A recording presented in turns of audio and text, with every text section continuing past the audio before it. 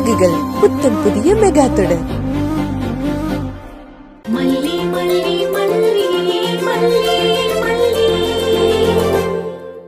வலி பெருசா தெரியல, நான் கிளம்பி போலாமா? விஜய், வலி இன்னும் சரியாகல.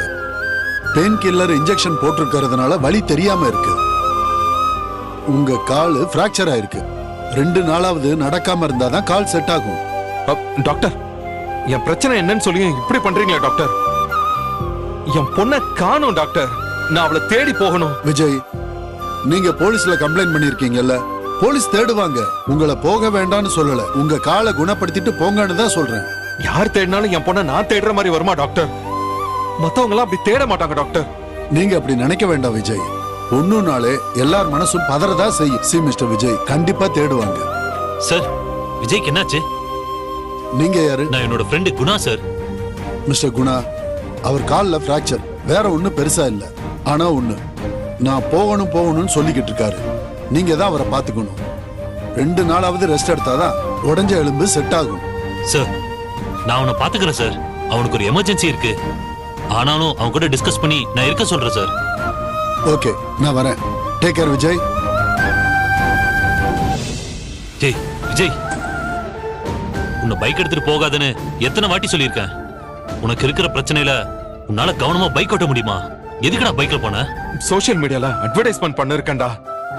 யாராவது எங்கேயாவது இருந்து வெண்பா போல ஒரு பொண்ணு இருக்கான்னு சொல்றாங்கடா. பைக்னா வேகமா போயிட முடியுது, காரணம் இங்க இருக்கிற டிராபிக்ல போக முடியல. அதனாலதான் பைக்ல போனேன். இங்க பாரு, பைக் ஓட்ட மனநிலையில இப்ப நீ இல்ல. அதனால சொல்றத கேளு. தயவு செஞ்சு கொஞ்ச நாளைக்கு நீ பைக் எடுக்காத. சரி, வெண்பா பத்தி உனக்கு ஏதாவது தகவல் தெரிஞ்சதா? ஆக்சிடென்ட்டுக்கு முன்னாடி தீபன் கிட்ட தான் நான் போன்ல பேசிட்டு வந்தேன். இனி வெண்பாவை தேட வேண்டாம், அதுக்கான அவசியம் இருக்காதுங்கிற மாதிரி தீபன் சொன்னாரு. உன்கிட்ட தீபனோட நம்பர் இருக்கா? என்கிட்ட இல்லையே. ஏன்? உன் போன் என்னாச்சு? கீழே விழுந்ததுல உடைஞ்சிருச்சு. மல்லிக்கு தெரியும்ல, மல்லிகிட்ட கேட்டு வாங்கலாம்ல. ஆமா, மல்லிக்கு தகவல் சொல்லிட்டியா நீ? இல்ல, நான் சொல்லல. அவளுக்கு சொல்லவும் வேணாம், போன் நம்பரும் அவகிட்ட கேட்கவும் வேணாம். டேய், என்னடா சின்ன பையன் மாதிரி மரண பிடிச்சிட்டு இருக்க நீ? கால்ல பிராக்சர் ஆயிருக்குடா, எப்படி சொல்லாம இருக்க முடியும்? பிராக்சர் ஆனா ஆயிட்டு போட்டோம், நீ அவகிட்ட சொல்ல வேண்டாம். நீ சொல்லாதானே ஈஸியா சொல்லிடுவ. அப்புறம் மல்லி என்ன திட்டுறதுக்கா? டேய், அதெல்லாம் அவ திட்ட மாட்டாடா, நான் பாத்துக்கிறேன். நீ சொல்லாதடா. அவ இங்க வர்றத நான் விரும்பல. டேய், உனக்கு என்ன பைத்தியமா? மல்லிதான் குழந்தைய தொலைச்சான்னு நீ சீரியஸா நம்புறியா? மல்லி தொலைச்சான்னு நான் நினைக்கலடா. அவ அப்படி தொலைக்கிறவளும் இல்ல. அவ கூட இத்தனை நாள் வாழ்றேன், அது கூட எனக்கு தெரியாதாடா. அப்புறம் என்னடா, குழந்தை காணாம போனதுக்கு இன்னும் அவ மேல எதுக்கு கோவப்பட்டுக்கிட்டு இருக்க? ஆனா அவ என் சொல் பேச்ச கேட்டிருக்கணும்டா. நான் அவளை வான் பண்ணாம இருந்து குழந்தை காணாம போயிருந்தா நான் இவ்வளவு டென்ஷன்லாம் ஆயிருக்க மாட்டேன்டா. என் மனசுல ஏதோ ஒண்ணு தப்பா படுது, ஏதோ ஒண்ணு தோணுது. அதனாலதான் நான் மல்லிய வெண்பாவை கூட்டிட்டு போக வேணான்னு சொன்னேன். அதே மாதிரி கூட்டிட்டு போய் வெண்பா காணாம போயிட்டான். அந்த வழியில இருந்து என்னால வெளியில வர முடியல. டே விஜய், குழந்தை காணாம போனது உனக்கு எப்படி வலிக்குதோ அப்படிதான்டா மல்லிக்கு வலிக்கும். நீ அவளுக்கு ஆறுதல் சொல்லலனா வேற யாருடா ஆறுதல் சொல்லுவா? சொல்லு. என்னால இப்ப அதெல்லாம் யோசிக்க முடியாதுடா. எனக்கு என் வெண்பா கிடைக்கணும். அவளை எப்படியாச்சும் தேடி பிடிச்சு கூட்டிட்டு வரணும். அது ஒண்ணுதான் என் மனசுல இருக்கு. டேய், தேடுவோம்டா, நான் வேணான்னு சொல்லல. ஆனா மல்லியும் கூட வச்சுக்கோடா. அவளை நீ விலக்கி வச்சினா நீதான்டா பலவீனமாவ. டேய் குணா, உன்னால இருக்க முடிஞ்சா இரு, இல்லனா நீ கிளம்பி போ. என்ன பாத்துக்க, எனக்கு தெரியும். அட்வைஸ் பண்ற வேலை எல்லாம் வேண்டாம், புரியுதா? சரி சரி, டென்ஷன் ஆகாத. உன்னை இன்னைக்கு நேதான் எனக்கு தெரியும். உனக்கு ஒருத்தர் மேல கோவம் வந்துச்சுன்னா அது அவ்வளவு சீக்கிரம் சரியாகாது. சரி, நீ ரெஸ்ட் எடு. உனக்கு சாப்பாடு என்ன குடுக்கலான்னு நர்ஸ் கிட்ட பேசிட்டு வரேன். அதெல்லாம் அப்புறம் பேசிக்கலாம். கீழே விழுந்ததுல என் போன் உடைஞ்சிருச்சு. பக்கத்துல ஏதாச்சும் போன் ரிப்பேர் சென்டர் இருந்தா போய் சரி பண்ணிட்டு வா. டேய், இந்த போனால தான் உனக்கு ஆக்சிடென்ட் ஆச்சு. பேசாம இருக்க மாட்டியா நீ? அப்புறம் சரி பண்ணிக்கலாம்டா. டேய், நான் சோசியல் மீடியால விளம்பரம் கொடுத்திருக்கேன். அது இந்த நம்பர்ல தான் கால் தான் வரும். என்னால போன் இல்லாமலாம் இருக்க முடியாது. நீ உடனே போய் ரெடி பண்ணிட்டு வா. அங்க இருக்கு பாரு, எடுத்துக்கோ. அது ஒண்ணு இருக்கே. சரி சரி, சரி பண்ணிட்டு அப்படியே உனக்கு சாப்பிட ஏதாவது வாங்கிட்டு வரேன். நீ ரெஸ்ட் எடு, நான் சீக்கிரம் வந்துடுறேன்.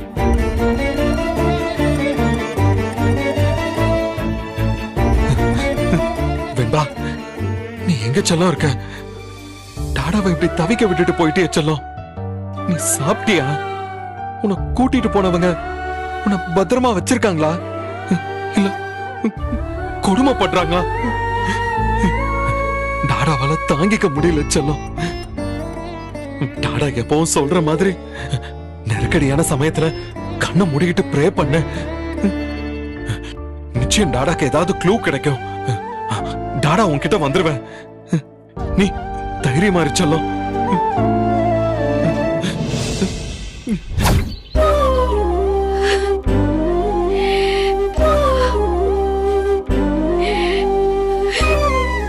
வெண்பா எங்க இருக்க? இந்நேரம் 100 தடவை மல்லிமா மல்லிமான்னு கூப்பிட்டிருப்ப, 100 கேள்வி கேட்டிருப்ப. ஆனா 2-3 நாளா உன் குரலை கேட்காம இருக்கேன். எப்ப வெண்பா மறுபடியும் என்ன மல்லிமான்னு கூப்பிடுவ?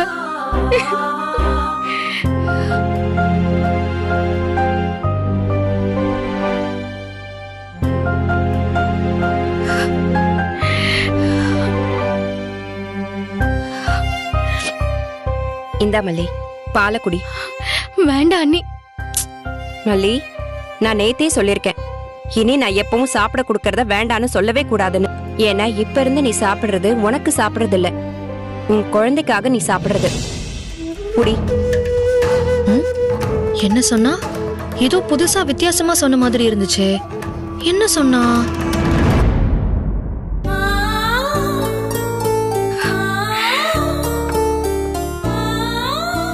நாளாக எனக்கு ரொம்ப பதட்டமா இருக்கு அண்ணி. தப்பா யோசிக்க கூடாதுன்னு மனசு சொல்லுது. ஆனா ஒவ்வொரு நாளும் போக போக மனசு தப்பாதான் யோசிக்குது. என்னால நிம்மதியாவே இருக்க முடியல. வெண்பாவை பத்தி பேசுறாளா? இங்க பாரு, மத்த நேரத்துல நீ அழுதுகிட்டு உட்கார்ந்து இருந்தாலும் வெண்பாக்காக தான் நீ அழறேன்னு சொல்லி நான் விட்டுருவேன். ஆனா இப்போ உன் வயித்துல ஒரு உயிர் இருக்கு மல்லி, நீ இப்படி அழக்கூடாது.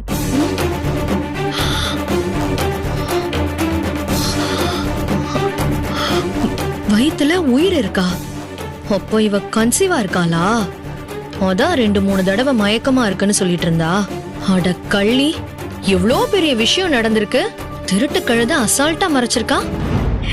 வெண்பா இல்லாத வீட்ல நான் எப்படி அண்ணே அழாம இருக்க முடியும்? அவ வர வரைக்கும் அந்த பிரஷரும் டென்ஷனும் இருக்கதானே செய்யும். வெண்பா நிச்சயம் கிடைச்சிருவா. ஆனா இன்னொரு உயிரையும் பத்திரமா பாத்துக்க வேண்டியது உன் பொறுப்புல இருக்கு. அதனால தயவு செஞ்சு அழாத. கன்ஃபார்ம் தான், டவுட்டே இல்ல. அதான் மூச்சுக்கு 300 தடவை வயித்துல இருக்கிற குழந்தைன்னு சொல்லிட்டு இருக்காங்களா?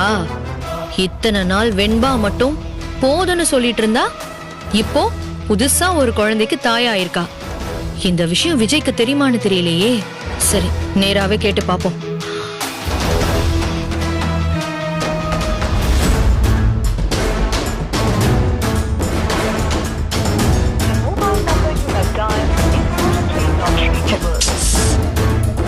எனக்கு போன் எப்பவுமே ரீச் ஆகாது. அவனுக்கு போன் கிடைக்கலனா என்ன, வாய்ஸ் நோட்டாவே அனுப்புவோம். அட்லீஸ்ட் அது அவனுக்கு கிடைக்கும்ல. ஒருவேளை இவளுங்க பர்பஸா மறைச்சிருந்தாலும் கூட இவளுங்க அப்படியே மாட்டிக்கிட்டு முழிக்கட்டும். அவளுக்குன்னு ஒரு குழந்தை உண்டானதுனாலதான் வெண்பாவை வேணும்னே தொலைச்சிருக்கான்னு விஜய நினைக்க வைக்கணும். அப்படி செஞ்சிருவோம். டே விஜய், உனக்கு இருக்கிறது ஒரே ஒரு அக்கா, அது நான் உயிரோட வேற இருக்கேன். ஏண்டா என்கிட்ட போய் இந்த விஷயத்த மறைச்சிட்டல்ல?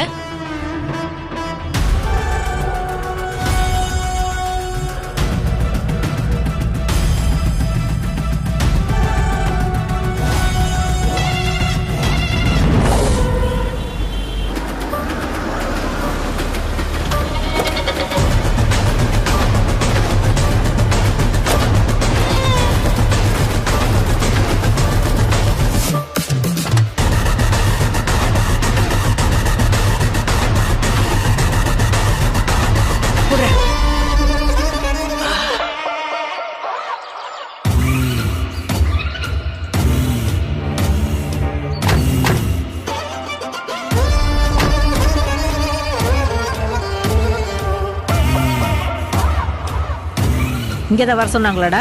ஆமாக்கா, சூலூர்பேட்டை போர்டு இருக்கும், அங்க நிறைய பஸ் இருக்கும், அந்த இடத்துக்கு வந்துருங்க, நாங்களும் வந்துடுறோம்னு சொன்னாங்கக்கா.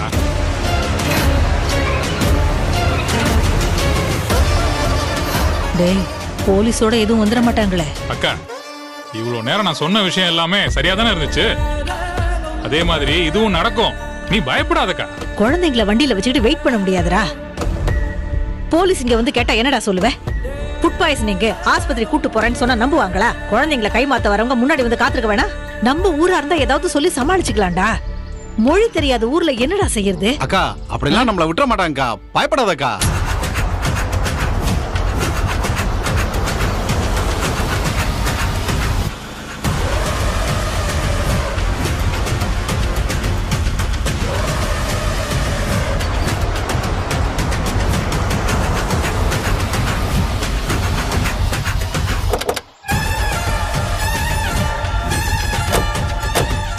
எப்படி இருக்க? நல்லா இருக்கியா? பரவாயில்லையே, சொன்ன நேரத்துக்கு சரியா வந்துட்டிய. எல்லாம் எங்க அக்கா தான்.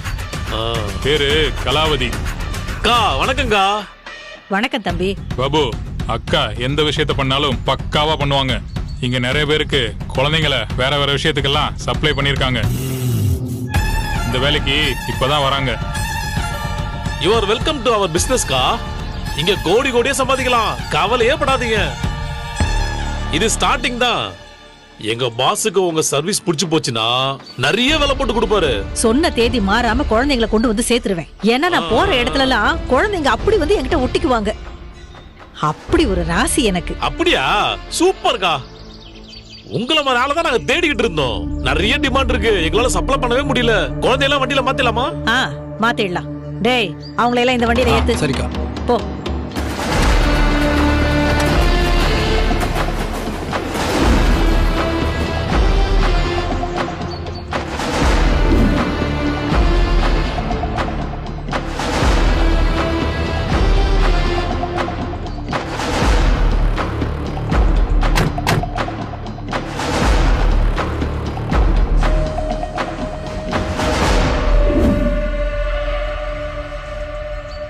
கலாக்கா, அப்புறம் ஒரு விஷயம், நம்ம நேரம் பாச பார்க்க போல. ஏன் தம்பி? தமிழ்நாட்டுல சைல்ட் டிராபிக் கேஸ் ரொம்ப சென்சிட்டிவா இருக்கு. தனி ஃபோர்ஸ் போட்டு எல்லா இடத்துலயும் தேடிக்கிட்டு இருக்காங்க. அதனால எப்படியும் இங்க அலர்ட் பண்ணிருப்பாங்கன்னு எங்க பாஸ் வந்து சொன்னாரு. அதனால 1-2 நாள் உன் கூடயே வச்சிருந்துட்டு அப்புறமா கொண்டு வர சொன்னாரு. ஓ அப்படியா? இவங்களுக்கு எல்லாம் பணம் செட்டில் பண்ணிடுங்க. நீங்க 2 பேர் மட்டும் இங்க தங்கிருங்க. 2 நாள் கழிச்சு எங்க பாஸ மீட் பண்ணலாம். நீங்க தங்கறதுக்கான எல்லா ஏற்பாட்டையும் நான் ஏற்பாடு பண்ணி தரேன். சூலூர்பேட்டை எனக்கு நல்லா தெரிஞ்ச ஏரியா தான். டேய், நம்ம 2 பேரும் இங்க தங்கிக்குவோம்டா. சரிக்கா. மத்தவங்களை எல்லாம் அனுப்பிடலாம். ஓகேவா? ஓகேவாக்கா, நீ தங்கலாமா இல்ல நானே இருந்து முடிச்சுட்டு வரவா? அதெல்லாம் தங்கலாம்டா, எனக்கு என்னடா பயம். நாங்க இங்க தங்கி இருந்து வேலையை முடிச்சு வரோம். நீங்க 2 பேரும் கிளம்புங்க. இந்தாங்க புடிங்க. டேய், குடிச்சிட்டு வண்டி ஓட்டாதீங்க, பார்த்து பத்திரமா போங்க. நானே உனக்கு போன் பண்றேன். சரிக்கா, வாடா. சீக்கிரம் ஏறுங்கடா.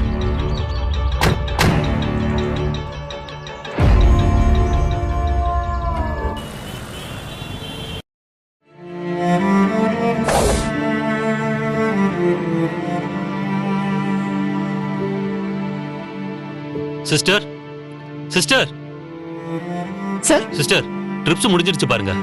இதோ வேற மாத்திடுறேன் சார். உங்க ஃப்ரெண்டா சார்? ஆமாமா. எதுக்கு கேக்குறீங்க? இல்ல, கண் எடுக்காம பாத்துக்கிறீங்களே. இவன் என் க்ளோஸ் ஃப்ரெண்டுமா. நானும் இவனும் சைல்ட்ஹுட் ஃப்ரெண்டு. அதான் வைஃப் கூட வேணாம், அவனை வர சொல்லுன்னு சொன்னாரா? ஓ அப்படியா சொன்னா?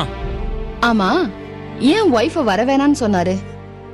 அவனோட குழந்தை காணாம போச்சு சொன்னானா? சொன்னாரு. அவங்க குழந்தைய வெளியே கூட்டிட்டு போகும்போது தான் காணாம போச்சு.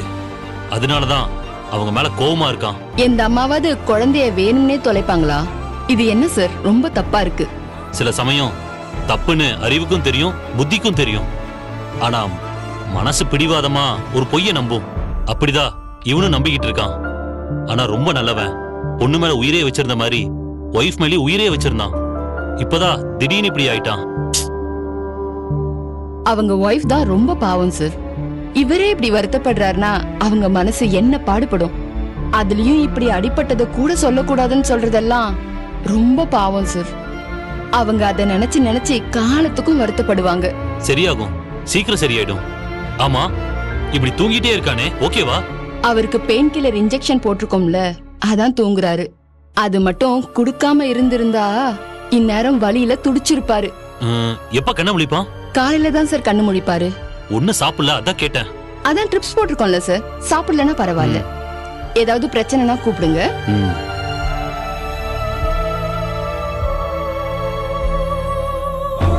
இவன் மல்லி கிட்ட சொல்ல வேணாம்னு சொல்றான். சொல்லலன்னா நல்லாவும் இருக்காது.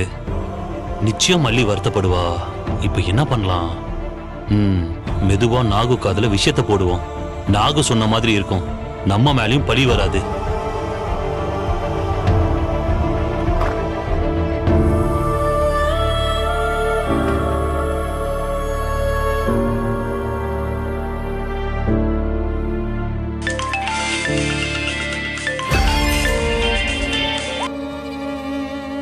சொல்லுங்க குணா, நல்லா இருக்கீங்களா? எப்படி நல்லா இருக்க முடியும் நாகு? விஜய் வீட்ல வெண்பா காணோம். அதுல விஜய் ரொம்ப அப்செட்டா இருக்கான். நீங்க எல்லாருமே அப்செட்டா இருக்கீங்க, நான் மட்டும் எப்படி நல்லா இருக்க முடியும்? அதான் என் மனசையும் அழுத்திக்கிட்டே இருக்கு குணா. அதனாலதான் நான் 2 நாளா சைட்டுக்கு கூட வரல. அப்புறம் நாகு, ஒரு முக்கியமான விஷயம் சொல்லணும். கொஞ்சம் பதட்டப்படாம கேப்பீங்களா? என்ன விஷயம்? பதட்டப்படக்கூடாது, ப்ராமிஸ் பண்ணுங்க. கண்டிப்பா பதட்டப்பட மாட்டேன். என்ன விஷயம் சொல்லுங்க. விஜய்க்கு ஒரு சின்ன ஆக்சிடென்ட் ஆயிடுச்சு. விஜய் தம்பிக்கு ஆக்சிடென்ட்டா? அண்ணி கொடுங்க. குணானே, அவருக்கு என்னாச்சு? என்ன ஆக்சிடென்ட்? ஏமா மல்லி, உனக்கு நான் நேரடியா ஃபோன் பண்ண மாட்டேனா? உன் நம்பர் என்கிட்ட இல்லையா என்ன? கொஞ்சம் நிதானமா உங்ககிட்ட இந்த விஷயத்தை கன்வே பண்ணலான்னு தான் நாகுக்கு ஃபோன் பண்ணி சொன்னேன். நாகு இப்படி பூஸ்டிக்கா உடைக்கிற மாதிரி உடைச்சிருச்சு. அதெல்லாம் விடுங்கண்ணே, அவருக்கு என்ன ஆக்சிடென்ட்? விஜய் இப்ப எங்க இருக்காரு? மல்லி, நீயாவது கொஞ்சம் நிதானமா கேளு. விஜய் இன்னைக்கு சாயந்தரம் பைக்ல வரும்போது ஒரு ஆம்புலன்ஸ்ல மோதிட்டான்.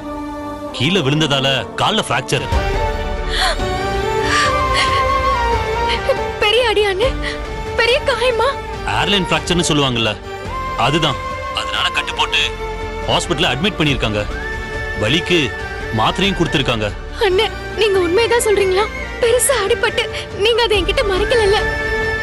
மல்லி, மறைக்கிறதா இருந்தா நான் இப்படி ஃபோன் பண்ணி சொல்லுவேனாமா? எப்போ இந்த ஆக்சிடென்ட் ஆச்சு? சாயந்தரமே நடந்திருக்கு. அப்புறம் என்ன இவ்வளவு நேரம் சொல்லல? அடிபட்டுச்சுன்னா முதல்ல வைஃபுக்கு தானே சொல்லணும். அது ஹாஸ்பிடல்ல இருக்க யாருக்குமே தெரியாதா? மல்லி, உனக்கு தெரியாதது இல்ல, உனக்கு விஜய்க்கு மனஸ்தாபம் போயிட்டு இருக்கு. அது விஜய் ரொம்ப சீரியஸா எடுத்துக்கிட்டு இருக்கான். அவன் இந்த பிராக்சரான விஷயத்த உங்ககிட்ட சொல்லவே வேணாம்னு சொல்லிட்டான். எனக்கு ஃபோன் பண்ணி என்ன வர சொல்லியிருக்கான். நான் தான் மனசு கேட்காம உனக்கு ஃபோன் பண்ணி சொல்றேன். அண்ணே, நான் இப்பவே கிளம்பி வரேன். எனக்கு அவரை உடனே பார்க்கணும். ஆனா வரக்கூடாதுன்னு சொல்லியிருக்கான். அட்டெண்டருங்கிற இடத்துல ஹாஸ்பிட்டல்ல என் பேர் தான் சொல்லி வச்சிருக்கான். ஐயோ, வேற யாரையும் அலோவ் பண்ண மாட்டாங்க. இப்ப என்ன பண்றது மல்லி?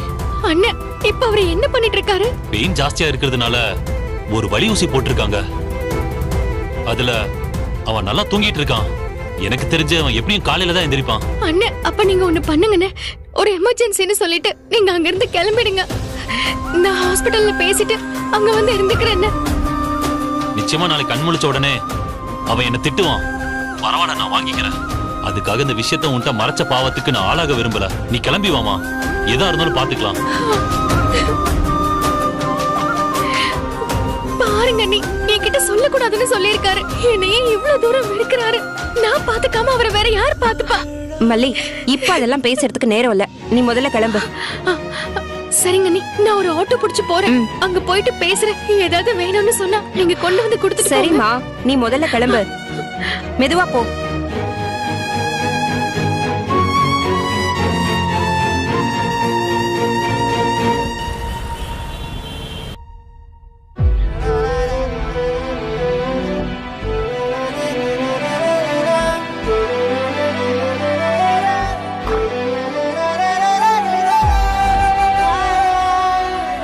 வாமல்லி, அண்ணே, சின்ன ஃபிராக்சர்னு சொன்னீங்க, பெரிய கட்டா போட்டிருக்காங்க. பிராக்சர்னாலே இப்படிதான் கட்டு போடுவாங்கம்மா. மயக்க மருந்து கொடுத்திருக்காங்களா? ஏன் இப்படி தூங்குறாரு? பெயின் இன்ஜெக்ஷன் போட்டிருக்காங்க, மயக்க மருந்தெல்லாம் கொடுக்கல. வேற எங்கேயாவது அடிபட்டிருக்கா? வேற எங்கேயும் வலிக்குதுன்னு சொன்னாரா? வண்டியில இருந்து கீழே விழுகும்போது கையை ஊனி இருக்காமா, கை வலிக்குதுன்னு சொன்னா. வேற எங்கேயும் அடிபடல. தலையில ஏதாவது அடிபட்டிருக்கானே? தலையில ஸ்கேன் பண்ணாங்களா? தலையில எல்லாம் அடிபடலாமா, அப்புறம் எதுக்கு ஸ்கேன் பண்ணணும்? எப்படி மெலிஞ்சு போயிட்டாரு பாருங்க, முகம் எல்லாம் கருத்துருச்சு. இவ்வளவு நாளும் கார்ல அலைஞ்சிருப்பான் போல இருக்கு. இன்னைக்கு காலையில இருந்து பைக்ல தேடி அலைஞ்சிருக்கான், அதுதான் முகம் கருத்துருச்சு. என்னதான் மன்னிக்கவே மாட்டேங்கிறாரு, முகம் கொடுத்து பேச மாட்டேங்கிறாரு. இவ்வளவு நாளா நான் தான் அவருக்கு நெருக்கமானவளா இருந்தேன். இன்னைக்கு நான் தான் எதிரி ஆயிட்டேன். ஒரு தப்பு பண்ணிட்டா அது வரைக்கும் நேசிச்சவங்களே எதிரி ஆயிடுவாங்களா? என்ன வாழ்க்கைன்னா இது?